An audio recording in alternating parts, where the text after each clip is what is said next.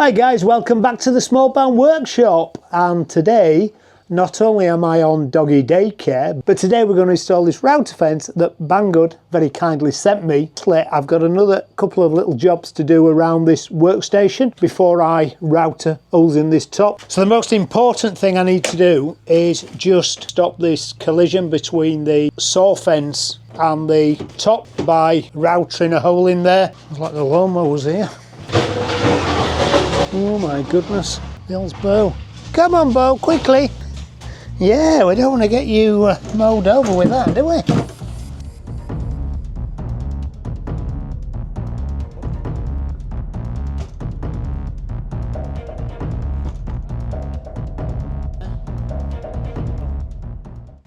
The neighbour's got his heavy tractor out to cut his lawn. Just showing off because I've only got a little one. Okay, so I need to cut that out, and I don't think I'm going to be able to do that with the router. No. So I think I'm going to have a go at taking that out with a multi-tool. Should just get the multi-tool in there, and it's such a lovely sounding tool as well.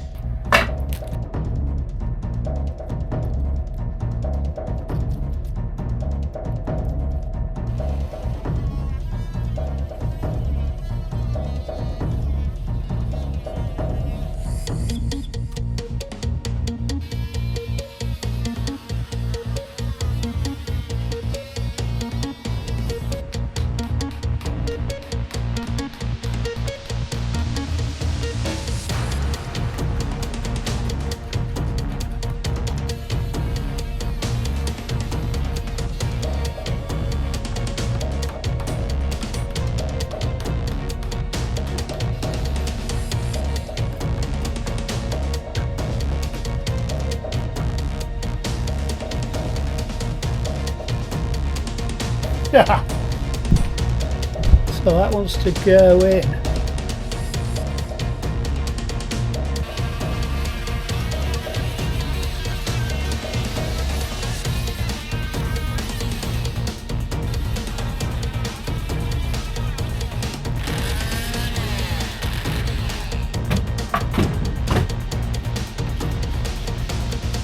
So I've now cleared this area so I can get the fence back to the saw blade and cut 0mm.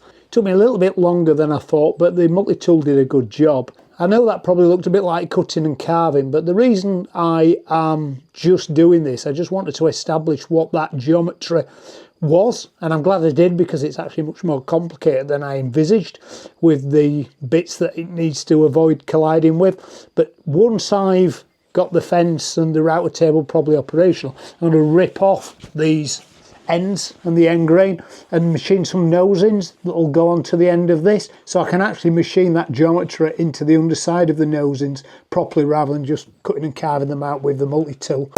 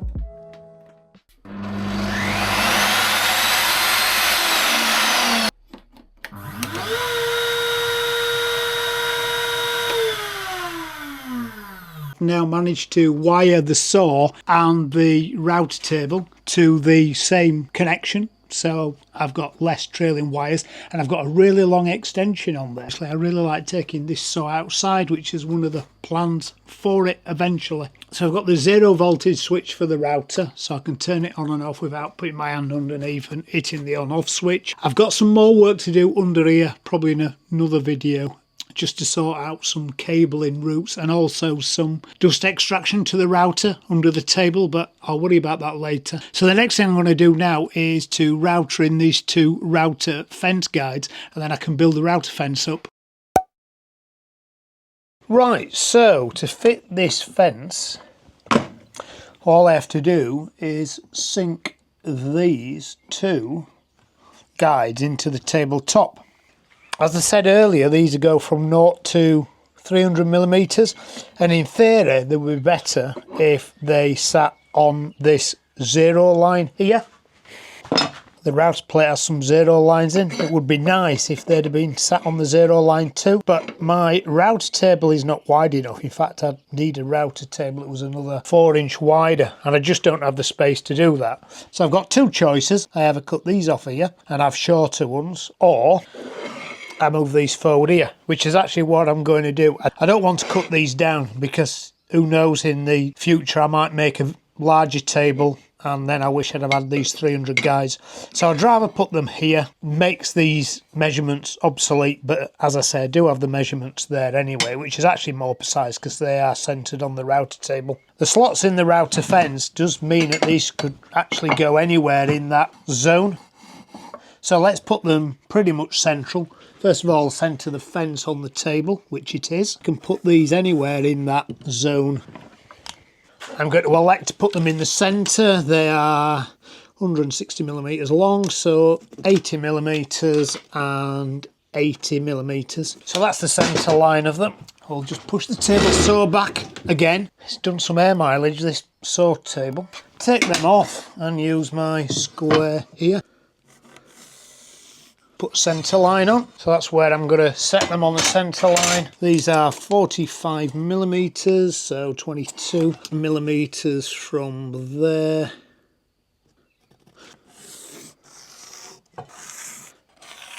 To router these in, I need to router about 12mm deep. I made myself on the Falcon 2 laser a nice little jig to do this with, and then I realised the smallest router cutter I have in length is too long. If I use that, I'll be going too deep. So I cut myself a deeper one, and this was just a interesting project just to see whether I could actually do this, and that fits in there nice and snug. But just so I can have a go at that, I'm also going to do it traditional, and to do it traditional I just need 3 pieces of timber to go round. I need it wide enough so I can get a good bearing with the router on, so I'll probably cut these 50mm wide, fix these down, and then I can fix my router jig round it. Now, I have actually bought a smaller router jig which would work with a 6mm template, which was my ultimate aim, but unfortunately I've ordered it and it's not turned up, so I'm going to have to do it with this longer bit in the trend router, build this packing up to about 18mm just so I can get enough depth with the length of the router cutter. So let's put the saw back again and cut some 50mm strips. The sooner I get this saw fixed down the better. I can't fix the saw down permanently until I do this top. 50mm, there we go.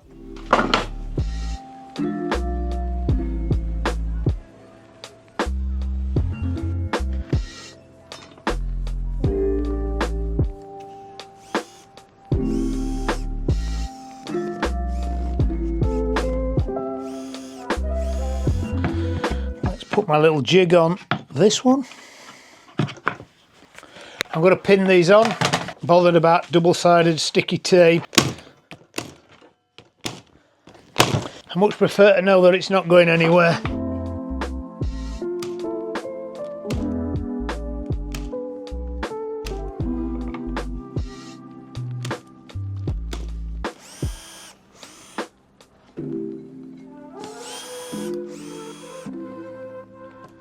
I just need to router them 12mm deep. I'd rather have it a little bit deeper than not deep enough.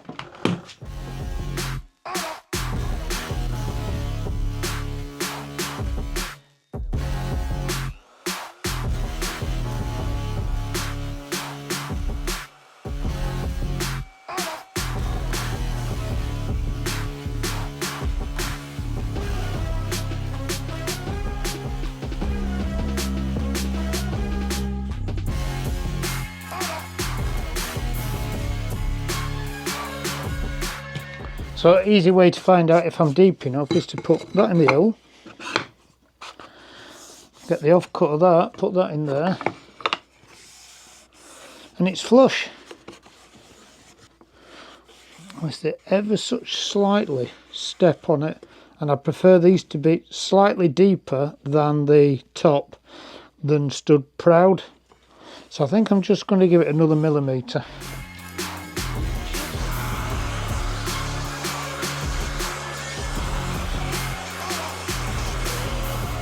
Right, let's take the moulds off and see if they're okay.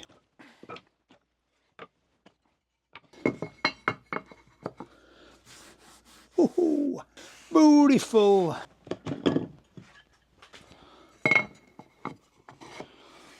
Just need to square the ends off then with the old chisel. Just notice Lynn, Bo and Gracie going past. Let's go and see what they're up to. Looking at the chickens, Gracie.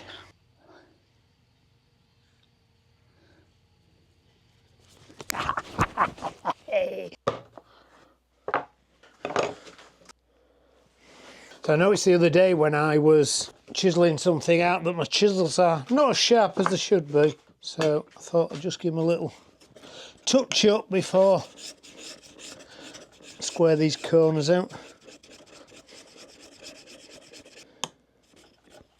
When I worked in professional joiner shops in the 80s, we were allowed a something like, I can't just remember the exact quantum, but it was something like 6 or 7 minutes per day to go and sharpen your tools. So they had little grinding, sharpening station at the back of the workshop, and you could go and hide up there for 6 or 7 minutes every day and sharpen your tools up. Some union legislation. I think I've said on this channel a few times, when sadly in the 90s I had my tools stolen, and when I had my tools stolen, my granddad made and then gave me this oil stone and this little box, which has obviously been made out on the mortiser. Nice little box, probably about 1991. Nice to keep it. Just a little box, piece of wood shaped on the bottom, 4 screws just so it sticks down to something, and then cut out on the chisel mortiser so the stone goes in. Nice. The chisel should be a bit sharper now then.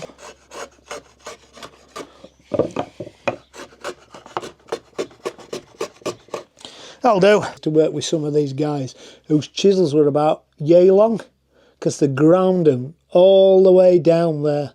Imagine how much work and how much sharpening you got to do for a chisel that starts off that kind of length to be a little stump. Pretty much a lifetime of work. Right, back to his little project and squaring these corners off.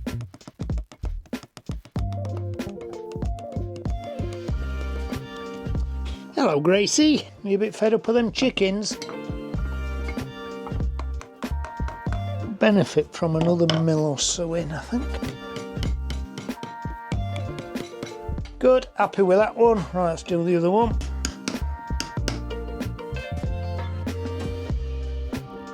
Right, I think we're done then. Let's get that screwed in. Where's the zeros? I think they're under these. Not that it really matters because of the measurements, so I could put them that way or that way.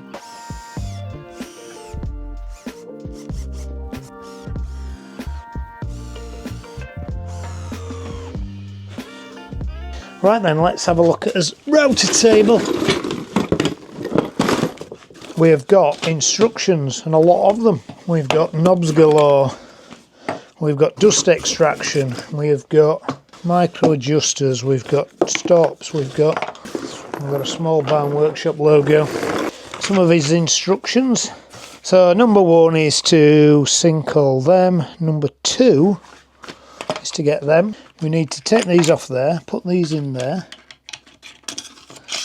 They run up and down nicely. And there, I need to get my fence. We've already put the safety guard on, which is here. If you've not seen me unbox this, I'll put a video at the end of this video, which actually was the unboxing of this unit and the router plate too. Move these plates backwards so they're visible through them slots. Them sit in this groove here, like that. And then these drop down into them threaded inserts which are in the guides. That's it. And that locks the fence off front and back. Yep, right, cool. Then just undo them for the second. Slide them forward. And then these, that goes in there. And that there drops into that groove there. And that goes into the groove like that. Same at the other side. That goes in there, that goes in there. Which means I can either leave them slackened, move the whole thing backwards, forwards, lock it off, or I can leave them slack, tighten them off, and then micro adjust the fence with these. Fraction of a millimetre or a fraction of an inch, get it to where you want it, wind your fence backwards, forwards, and then you can lock them off with them. And that is the steps for the fence. And then I've got these, put them on, lock them down with that. Start a rebate, start a groove, same at the other side. And then they've got a micro adjuster on here. Okay, so lock that down there. This will be really good when I start to make these nosings. So I can start and stop all those grooves And then these little fine adjustment here, so I can just adjust the length, so just adjust the start and stop positions of the grooves. Nice. Okay, with this groove here, is you can add a feather board. Now the feather board don't come with this, they're an optional extra. I just happen to have a few feather boards around here, which is actually the same brand new as it actually happens. So you need some T-cloth. I like this feather board guy, he's always got a nice smiley face. And that's it, that's the fitting of the fence. That's all relatively straightforward now. So just before I finish this video, I'm going to take this fence off, take the guides back out. I'm going to fill some of the holes I've made in this top in both this video and the previous video when I fit the router plate. Fill the holes, let the filler dry, sand the top off, and then I've picked up a can of cheap gloss paint where I'm going to paint this a grey colour, which will hopefully be somewhere near the grey colour of the saw top. And then when it's dry as well, it'll just give it a little smoother finish, so it'll just make the work pieces go over the top easy. And because it's sealed and painted, I can actually just put some wax on as well to make things run better. And once I've done all that, I can finally fix the saw in place.